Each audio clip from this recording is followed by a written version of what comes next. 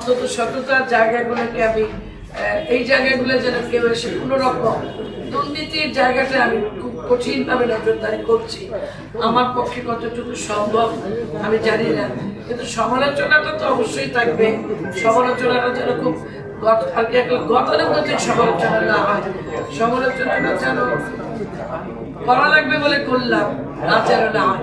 সেই 7 বছর আগে সাদেক আব্দুল্লাহর কি কাজ, খোকন আব্দুল্লাহর কি অপরাধ বা কি ভূত, সেগুলো যখন বলেন বরিশাল সিটি কর্পোরেশনে এত এত এত কোটি লোপাট, মানুষ কিন্তু ভিতরে আর পড়ে না।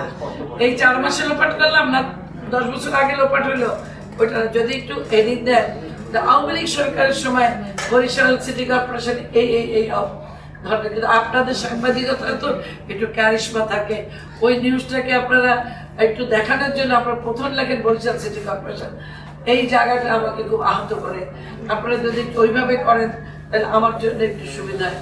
আমার দুর্নীতির জায়গায় বা আমার সিটি কর্পোরেশনের দুর্নীতির জায়গায় মোটা দাগের করে সমালোচনা করবেন, মোটা দাগের করে আঙ্গুল তুলে দেখিয়ে দিবেন। আমি সেই জায়গাগুলো দেখতে চাই, কারণ আমি মানুষ, আমার ভুল থাকতে পারে, আমার ভুল হতে পারে, আমাকে ভুল বুঝাতে পারে। সেই জায়গাগুলো আমি আপনাদের মাধ্যমে সংশোধন করতে চাই।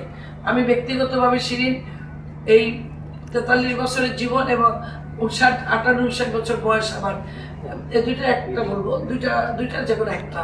যাই হোক, এই জীবনে আমি কোনো অসৎ কাজ, অসৎ জীবনযাপন করার চেষ্টা কোনোদিনই করিনি। সুতরাং এই জায়গাতে আমি আপনাদের সাহায্য চাই এবং চূড়ান্তভাবে সাহায্য চাই। আর এখানে কোনো ধরনের আপোষ নাই। আমার ওই চেয়ার আল্লাহ রাব্বুল আলামিন আমাকে দিয়েছেন। আমার নেত্রী আজকে এই পৃথিবীতে নাই, যিনি আমাকে সিঁড়ি তৈরি করে গেছেন। আজীবন মায়ের পরে মা জন্ম দিয়েছেন, উনি আমাকে রাজনীতির জন্ম দিয়েছেন। সুতরাং তার এই জায়গাটা আমি কখনোই কোনো ধরনের কলঙ্ক বা কোনো ধরনের অসতের কোনো ছাপ রেখে যেতে চাই না, যতদিন আমি কোনো দায়িত্বে আছি। এই জায়গাটা আমি খুব কঠিনভাবে শক্ত অবস্থায় থাকতে চাই। এই জন্য আপনাদের কাছে আমি সাহায্য চাই। বারবার এই কথাটা বলি যে আমি সাহায্য চাই, আপনারা আমাকে সহযোগিতা করবেন, ভুল ধরিয়ে দিবেন, সমালোচনা করবেন এবং ভুল ধরিয়ে দিয়ে আমাকে সংশোধনের সুযোগ করে দিবেন। আর বাজেটের কথা বলি, অল্প মুরব্বী